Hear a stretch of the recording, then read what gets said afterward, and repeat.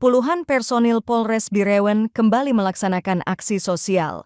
Para personil membersihkan endapan lumpur sisa banjir hidrometeorologi di MIN 42 Bireuen berlokasi di Gampong Raya Tambo, Kecamatan Peusangan, Kabupaten Bireuen. Kegiatan tersebut merupakan bentuk kepedulian Polri terhadap lingkungan belajar dan keberlangsungan pendidikan agama pasca bencana.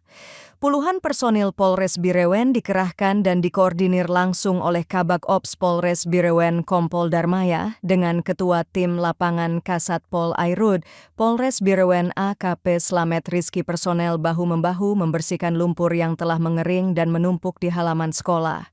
Endapan lumpur tersebut masih cukup tebal meskipun banjir telah surut lebih dari 2 bulan lalu. Wakil Kepala MIN 42 Bireuen, Mariamah mengatakan ada 20 ruang belajar, ruang guru, serta perpustakaan terendam banjir. Selain itu, pagar sekolah roboh dan sebagian besar mobiler mengalami kerusakan. Akibat kondisi tersebut, proses belajar mengajar untuk sementara waktu dipindahkan ke sejumlah lokasi, di antaranya Masjid Taqwa Gli Kapai dan Meunasah Kubu Peusangan, agar para siswa tidak kehilangan hak pendidikannya.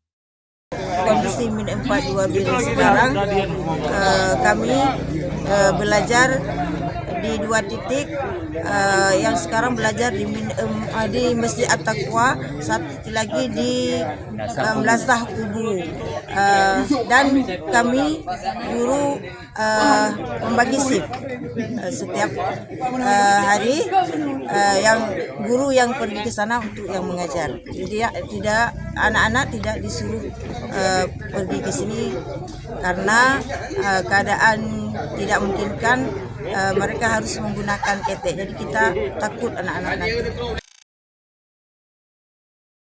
Download Tribun X sekarang, menghadirkan lokal menjadi Indonesia.